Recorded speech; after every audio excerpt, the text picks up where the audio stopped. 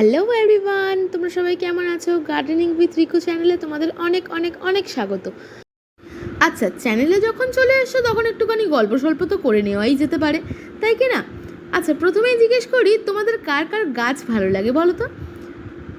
জানি গাছ এখন তো মানে ছাদ বাগানে গাছ লাগানো তো এখন একটা ট্রেন্ডিং হয়ে উঠেছে, জানো তো? ইউটিউবেই বলো, ফেসবুকেই বলো, ইনস্টাতেই বলো, যেখানেই বলো।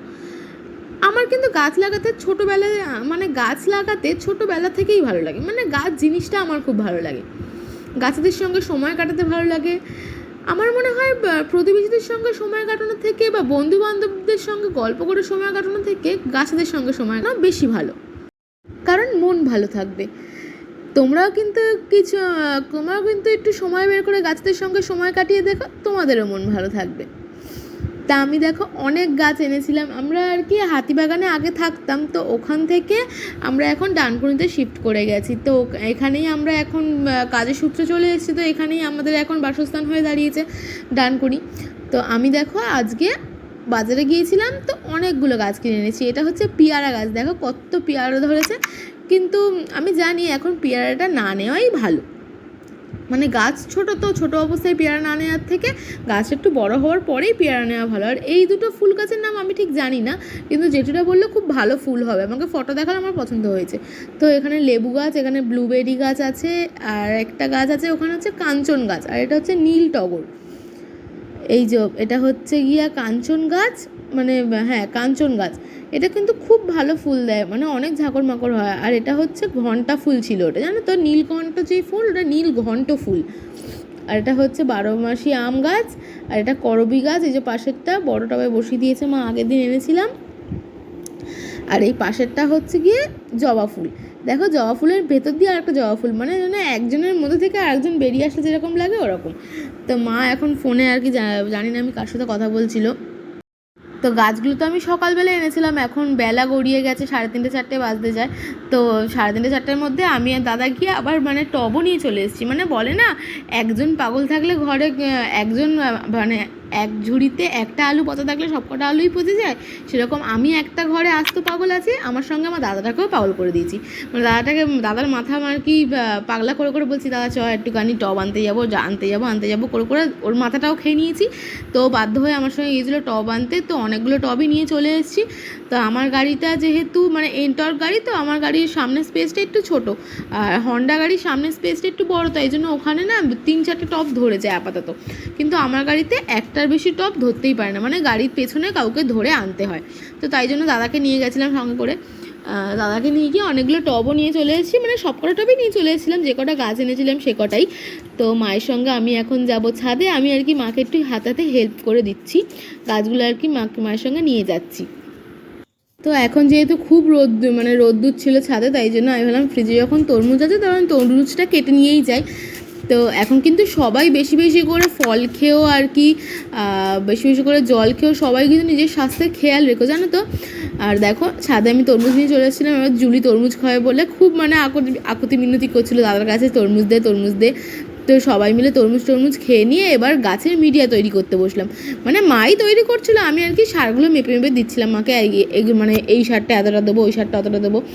আচ্ছা, তোমরা যে কোনো ফুল গাছ অথবা ফল গাছ বসানোর আগে মাটিটা কিভাবে রেডি করবে?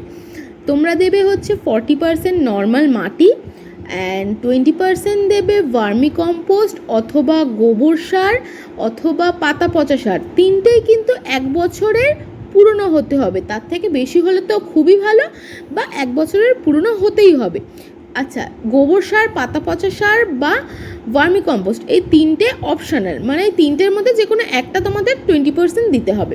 আর 10% দেবে হাড় গুঁড়ো শিংকুচি, আর 10% দেবে হচ্ছে তোমরা নিম খোল, আর 10% দেবে হচ্ছে ইউরিয়া, পটাশ অ্যান্ড 10-12 দানা মতো সুফলা। এই দিয়ে মাটিটাকে ভালো করে মিশিয়ে তোমরা 1 সপ্তাহের জন্য রেখে দিলে খুবই ভালো হয়, যাতে সব সারগুলো মাটিতে ভালো করে অবজার্ভ করে নেয় সব সারগুলো। বুঝতে পেরেছো? আর না হলে আমার আর কি হাতে সময় ছিল না, গাছগুলো যখন এনেছিলাম না, গাছের শিকড়গুলো অনেকটা পলিথিন দিয়ে বেরিয়ে গেছিলো, সেই জন্য আর কি আমাকে গাছগুলো সে আজকেই আর কি রিপোর্ট করতে হয়েছিল, তাই ওই জন্য দেখো মা মাটিটা রেডি করে নিয়েছিল, তারপর পেয়ারা গাছটা বসিয়ে দিল। আচ্ছা, যখনই কিন্তু গাছ বসাবে গাছের গোড়া কিন্তু কোনো দিন নাড়াবে না, যেরকম থাকবে পলিথিন থেকে খুলে জাস্ট ওরকমভাবেই বসিয়ে দেবে। কোনো দিন কিন্তু পুরো শিকড় আলগা করে বা জলে ভিজিয়ে শিকড়গুলো শুধু আলগা করে দিলাম সেইভাবে বসলাম, সেইটা কিন্তু কোনো দিন করবে না, তাহলে কিন্তু গাছ বাঁচাতে তোমরা পারবে না।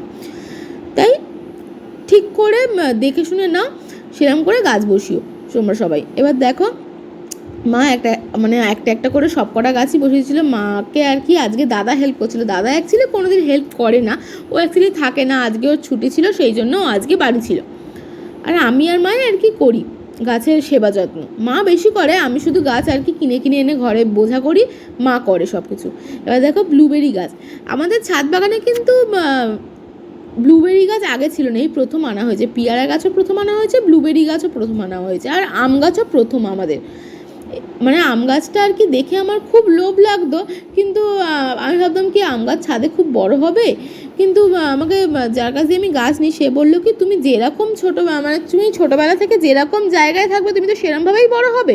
তাই বললো তুমি যদি তাকে ছোটো টব দাও সেই ছোটো টবের মধ্যেই বড় হবে, সে যেরকম জায়গা পাবে সেরকমই বড় হবে, সেটা স্বাভাবিক। তাই জন্য জেঠুটার কথা ভেবে আমি আরও ইন্সপায়ার হয়ে গেলাম। তো যাই হোক, আমি সেই বুঝে সব নিয়ে চলে এলাম। এবার দেখো মা সব